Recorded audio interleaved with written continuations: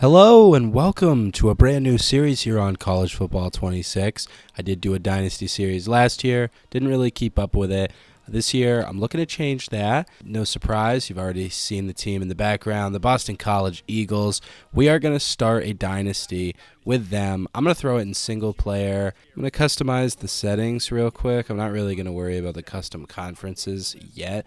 We're going to play on All-American. Coach firing, we'll just do that CPU only. I don't know. Obviously, we're going to keep injuries on. I'm not going to really change anything here. Don't care about the pre-order bonuses. Don't have them. 10-minute quarter length is what we're going to start with, I think. And the minimum play clock time, I'm going to set that at 17. You know what? That sounds like a fun number. Wear and tear we're going to leave on. I've been watching videos and seeing what other content creators are kind of looking to do with their settings. It looks like they have all of this stuff turned up. As far as the wear and tear goes in this game, I feel like I haven't really done a lot with it yet. Obviously, I just got the game today. Didn't pre-order it or anything, so haven't had a lot of time to test it. But I think all of these are going to stay the same, at least until I see a reason to not amp up the wear and tear. I feel like it was pretty hard last year to deal with at pretty standard settings, so I'm going to leave that alone. I think I'm going to up the total number of transfers per team. I don't think there's anything wrong with a bunch of guys all leaving if they all transfer 1 year and then everybody wants to leave. You know what I mean? It doesn't feel like it matters. I'm going to keep the chance to transfer at 50. I am going to up this, though. Shout out to Octagonal Gaming. I was watching his slider review before I opened this up, and he says that the auto-generated players, the people you recruit, they have a less likely chance to transfer. So maybe once those guys start filling the league up in the future seasons, I'll look to turn this down. But apparently the players that are already existing in the game transfer quite frequently. Everything else I'm going to keep super under wraps. I'm going to have the players auto-progress. I don't care. If the players get better, I want them to get better on their own. I don't want to have to be doing that. That's going to be it for all the settings and stuff. Obviously, we are going to go with the Boston College Eagles. Going to go with the head coach. Bill O'Brien is cool. Obviously, they had a decent season last year. I'm going to go with a recruiter, and you're going to recognize this guy, Carter Wells, in the flesh. If you remember him from our Portland State Dynasty last year, obviously this alma mater says Penn State. I made a fictional school. Didn't finish that series, but he was a junior when we started the series. We really only went 2 seasons, so after that, it's not like he was some crazy player. He was just a little field general guy, never even got to an 80 overall. So now he's going to be start his coaching career. He's going to be starting out with the Eagles, see if we can, make the playoffs or something. As for physique, 6'5", 230, as he was. But that's who we're rocking with. We're going to move forward here into Dynasty mode. And, let's look at what he's working with. Not a, horrible team, but since 2007, haven't had a bowl game. Haven't won 8 games since 2009, is that right? Or maybe we have a bowl game here in 2016. I can't see what that is. Oh, here I am lying, and now it's a bowl game in 23. Whatever. Haven't had an 8-win season or a college football playoff berth, in forever. Obviously, that's what we're looking to change, and that's why we're starting this dynasty up. Trying to bring the BC program back. Other than, Matt Ryan and Zay Flowers, I feel like, we're not really doing too hot. As we know, Boston College is in the ACC. Got Florida State, SMU, Louisville, NC State, Georgia Tech, Virginia Tech, North Carolina, Clemson, California, Duke, Miami, Stanford, Syracuse. Big rivals with Syracuse.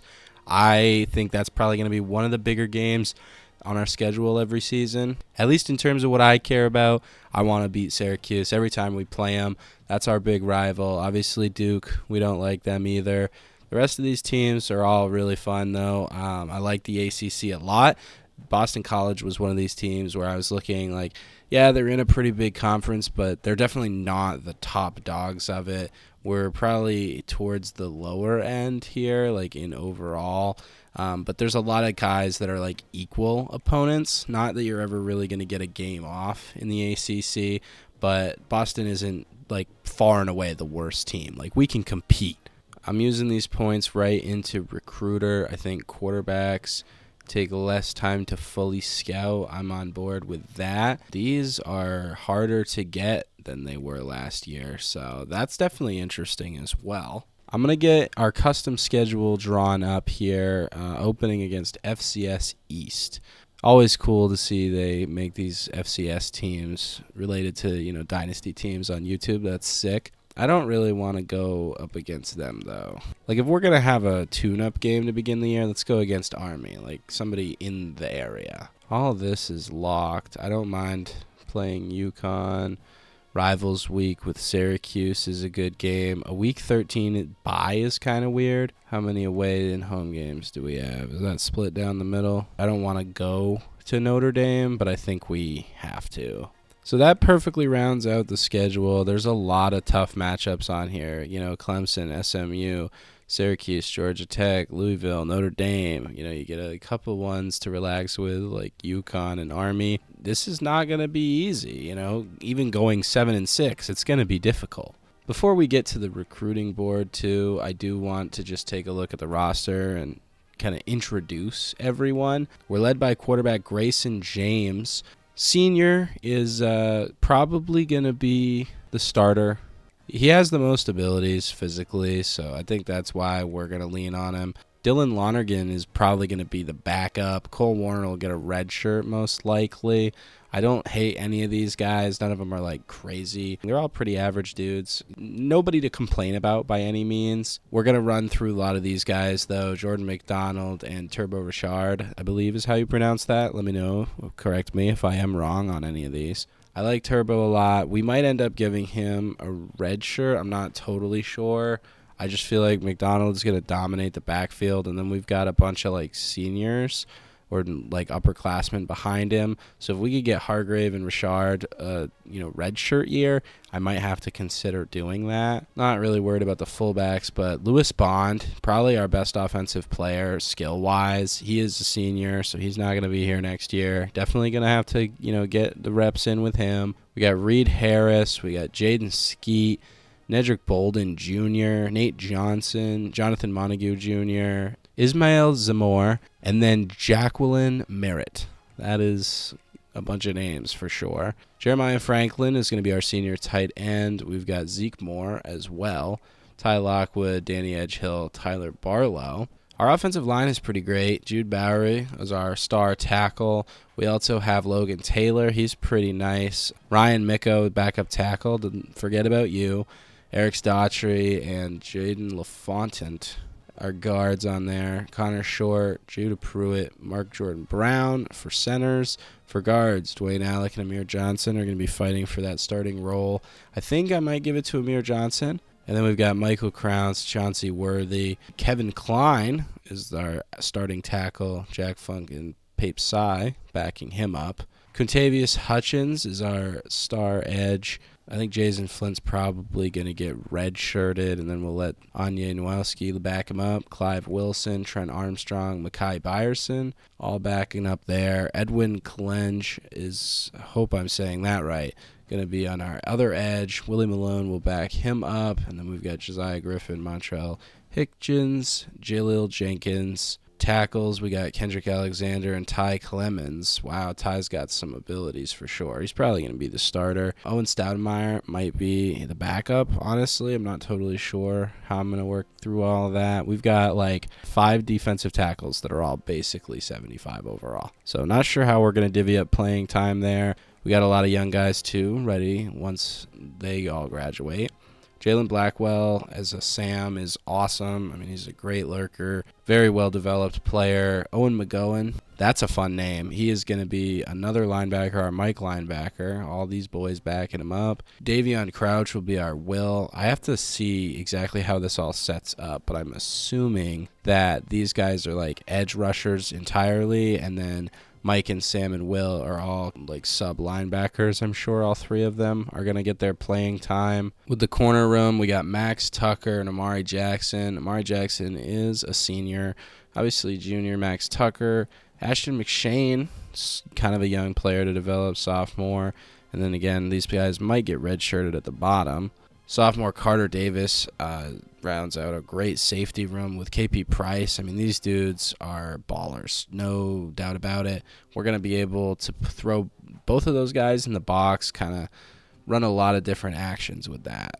And Amarian Davis, Devontae Kemper, not bad backups. We got a lot of young guys too, but Cameron Martinez and Amar Thornton are probably the guys that we're going to, give those backup spots to, as opposed to any of these young guys. Liam Connors, our kicker, very accurate guy, going to graduate at the end of the year, so we are going to have to find one of them eventually, and probably a new punter too, because those are not great ratings. But that is the team. I like what we're working with. We've got a lot of players. Not all of them are seniors. We got a relatively open roster, and we are going to get into recruiting real quick. I'm going to look at the prospect list and whoever is interested in coming. That's what I'm valuing the most here. There's a safety that is interested in coming, 5-star. That's pretty cool. We've also got some really good pipelines here, so I'm excited about all that. I'm also going to try here to, this guy will not stop talking. I'm just going to throw a bunch of 4-stars in here that are, in the pipeline and see how, all the position stuff rounds out. All right, that's a whole bunch of 4-stars. I went with the ones who are interested first. We're just going to start scouting people, and we'll keep the people that we like. That's really as simple as it goes. This talent pool is not as good as I was expecting it to be. I'd definitely say that. All right, that's a gem. Got to offer scholarships to the gems. That's a fact. This is definitely not the same type of recruiting classes that I am used to, at least. Maybe that's just we're in a different region. Not totally sure. At this point, we're not even, talking to anyone who's interested, so I think I'm going to go, position by position here. We still don't have any quarterback prospects. Looking at the running backs who might be interested, I just don't even...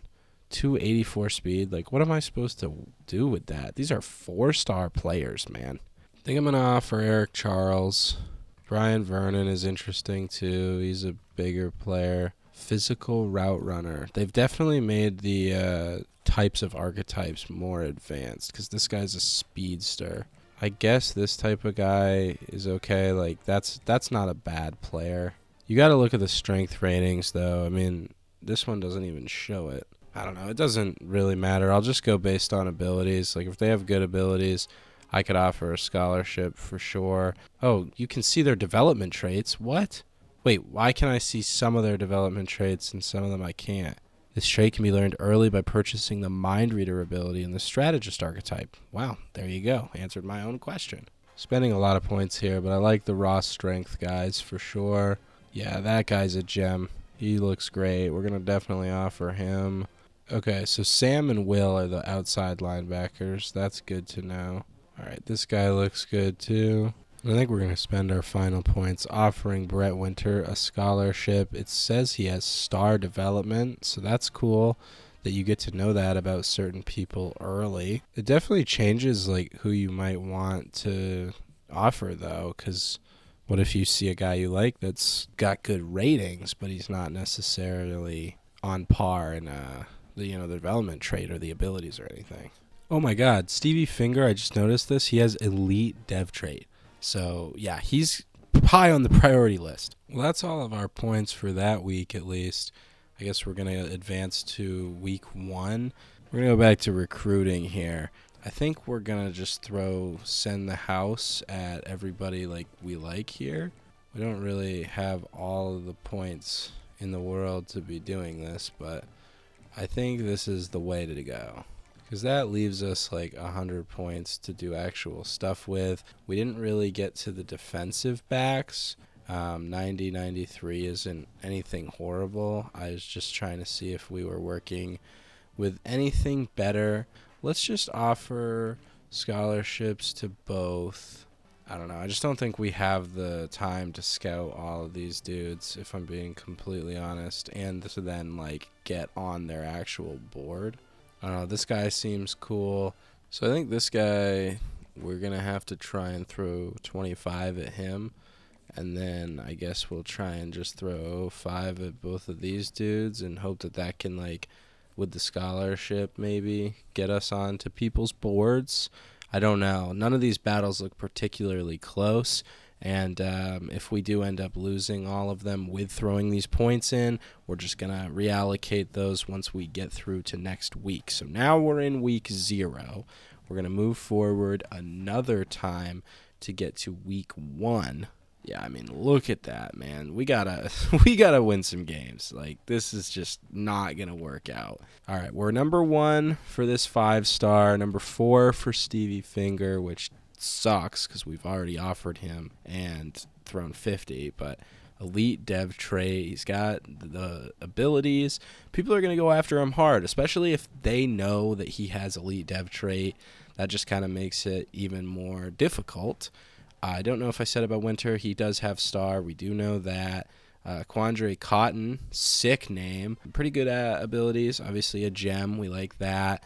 We're first on him. We've broken into the top 4 on Joey Fantuz. I don't know, but he's a gem. We like to see that. Ben Maryland is a pretty quick guy. I think he's got a lot of good abilities and mentals, and 87 spec catch off the rip. Speedster archetype. It's very enticing. Obviously, we can't offer any of these guys more than 50 points.